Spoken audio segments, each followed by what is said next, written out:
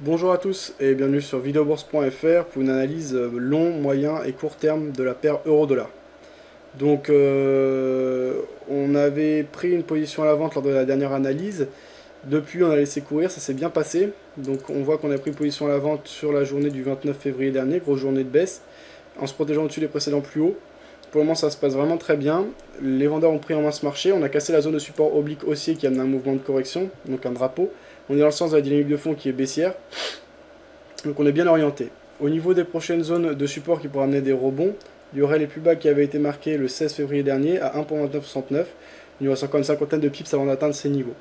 Donc l'idée est de ne pas fixer d'objectif et de laisser courir tant que les vendeurs ont la main, donc tant qu'on est dans le sens du mouvement.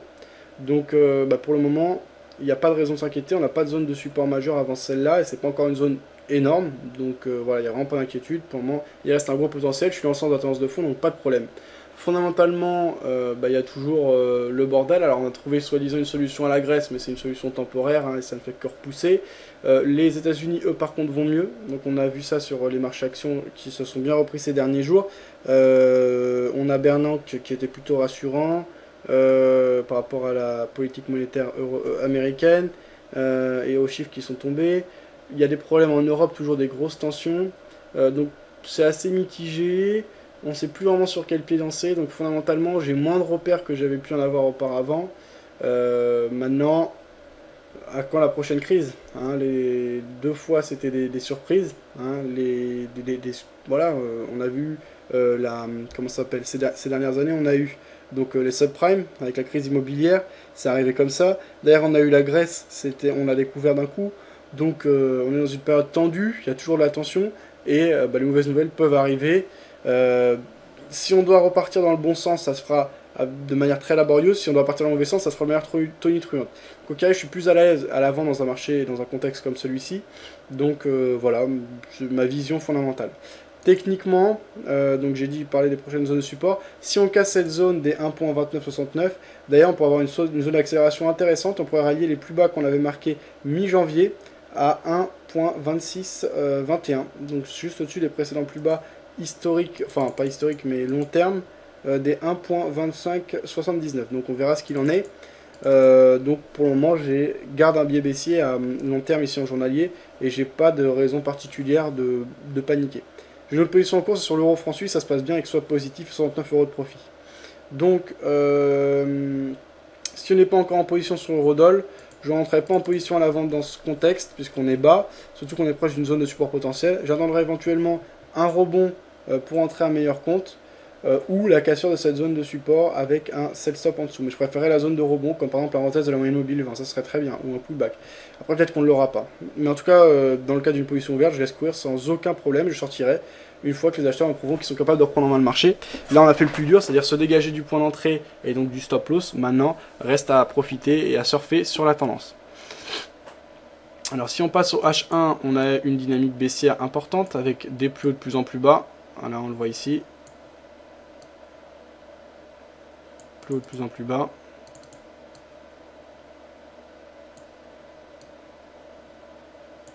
Plus bas de plus en plus bas, donc une vraie dynamique baissière. Au niveau du décompte des vagues d'Elliott, donc on avait un double top ici, ensuite une phase d'accélération baissière, correction, accélération baissière. Ce qu'on pourrait attendre, c'est une nouvelle phase de correction avant une cinquième et dernière théorique phase d'accélération. On verra ce qu'il en est. Comme j'ai dit, je confirme que je ne prendrai pas position avant si je n'étais pas sur le marché maintenant. Certains n'ont pas position à l'achat parce que j'ai pas d'argument. J'attends simplement qu'on revienne tester par exemple la résistance oblique baissière pour prendre une position à la vente. On a confirmé la cassure du support oblique haussier moyen terme, tracé en marron sur mon graphe. On est bien dans un élan baissier, sur une dynamique de fond baissière, on l'a vu en graphe journalier depuis 2008. Donc on est bien dans notre position à la vente. Et laisser courir, voilà, parfois le trading c'est très simple. Hein. Là en l'occurrence on a fait le plus dur, on a réussi à trouver un point d'entrée intéressant sur cassure de la ligne de coup du double top, ça accélère bien la baisse. Voilà, être patient, c'est le compte, sur ce compte que vous pouvez suivre sur Vidéo Bourse dans la partie suivi des résultats. Le but c'est justement de suivre les tendances moyen-long terme. Là c'est une position qui a été ouverte le 29 février dernier. On laisse courir, pas de panique, pas de pression. On avait enregistré 2 pertes avant, donc derrière le but c'est de surfer le plus longtemps possible sur la tendance. Donc ça ne me dérange pas d'avoir plus de pertes que de gains, ce que je veux c'est faire des gros gains hein, sur ce compte. Alors sur le compte, on passe à l'analyse court terme. donc en M15 ici. Donc en M15 on a un biais qui est baissier également, on a différentes phases de marché avec voilà, des grosses phases d'accélération baissière, des phases de correction haussière qui peuvent être assez violentes, mais à chaque fois les vendeurs repartent à l'assaut et mettent un nouveau coup d'accélération. Pour l'instant on ne peine pas particulièrement à marquer de nouveau plus bas, on accélère assez facilement. Je vois pas de signaux d'affaiblissement du mouvement de baisse actuellement. Le décompte de Vecdiode c'est toujours le même, 1, 2, 3, donc théoriquement 4, 5, donc ça ne me dérange pas de ce côté là. Fondamentalement c'est ambigu, cependant on a un dollar qui s'est largement renforcé, on ne sait pas quand est-ce que ça va s'arrêter, les armes ne montent pas au ciel. Ce qui est clair c'est que c'est prouvé, je veux dire si on regarde dans le passé c'est toujours mieux d'être dans le sens de la tendance, et c'est logique, hein, c'est toujours plus simple de marcher dans le sens de la foule que contre la foule. On y est, pour l'instant les acheteurs n'ont pas d'argument et ne semblent pas être assez forts en tout cas pour reprendre en main ce marché. Même si on a l'hésitation etc, je resterai à la vente, donc vraiment je vais pas à m'inquiéter, juste à laisser courir. Là en M15, si on n'est pas en position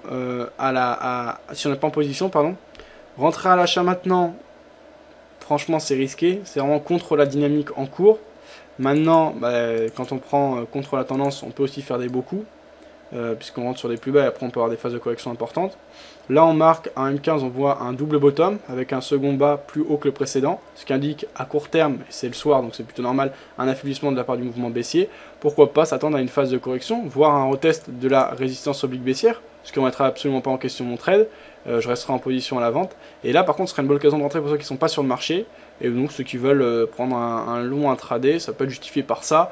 L'avantage ici c'est que si on prend un long sur ça en court terme, on se protège sous les précédents plus bas, donc ça fait un stop vraiment serré, parce que là ce serait une entrée par exemple à 1.3024 avec un stop à 1.39, donc ça te fait voilà, un stop de 15 pips, et tu peux avoir un objectif assez intéressant, puisque si tu paries sur un ralliement de la résistance oblique baissière, tu peux parier sur un objectif à 1.3175 ou 1.3160, donc ça te fait quand même un objectif de voilà, 140 pips pour un stop loss à 14 pips. Ça vaut vraiment le coup, ça c'est clair.